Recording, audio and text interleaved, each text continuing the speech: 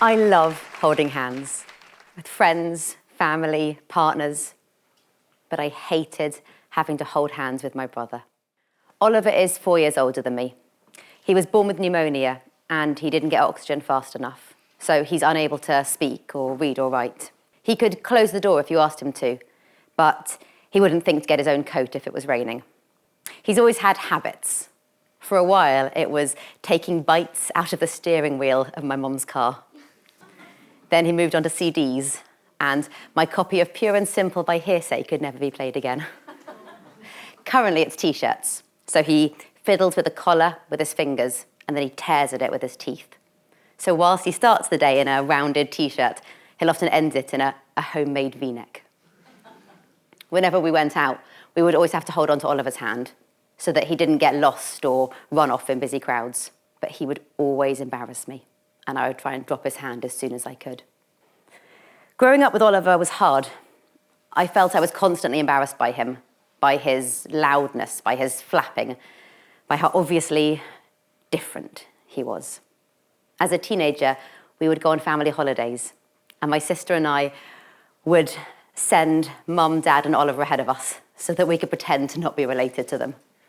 But Oliver would always let go of their hand and come racing back to us, all 6'1" of him, to collect us, to hold my hand, and to walk with us. One summer in France, we were walking through a tiny market village. My sister and I had decided to pretend that we were two friends, and that Oliver, who was holding onto my hand, was the dashing older boyfriend. And it was going well. Ahead of us, Mum and Dad had walked into a marquee, and the three of us waited outside, lounging in the sun. And then we started getting glances. People looking at us just a touch too long before looking away. And I began to get that prickly, uncomfortable sensation. I looked at my sister, and we both looked up at Oliver, who was holding onto my hand, but chewing on the side of the marquee. I remember the heat racing to my face. I remember the rush of shame that ran through me.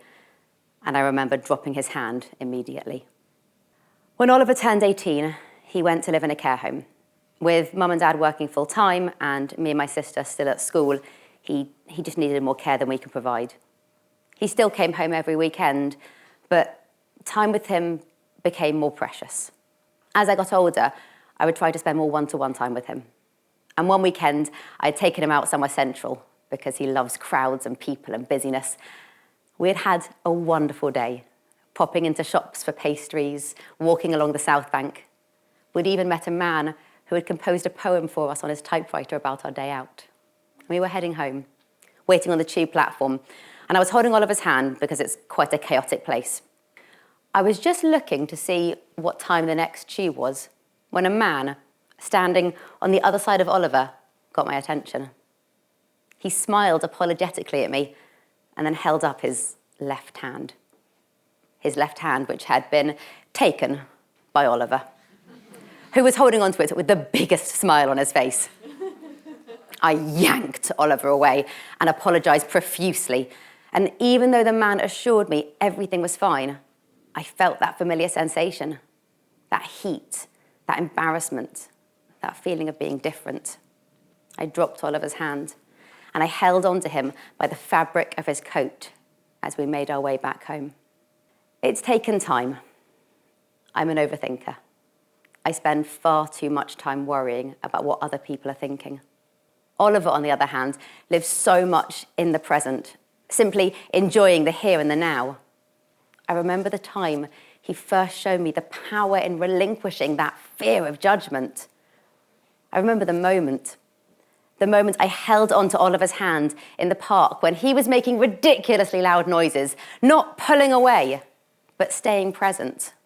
All my life, I had been helping to look after Oliver, and now he was helping me see that I didn't need to conform to this norm that I had set myself. Instead, just being with him, present with him, and fully immersing myself in the moment. In February, it was Oliver's 39th birthday, and we took him to go see Oliver the musical. He was so happy, flapping, clapping, making all of the noises. And rather than withdrawing my hand, as I might have once done, I held onto his hand and went with it.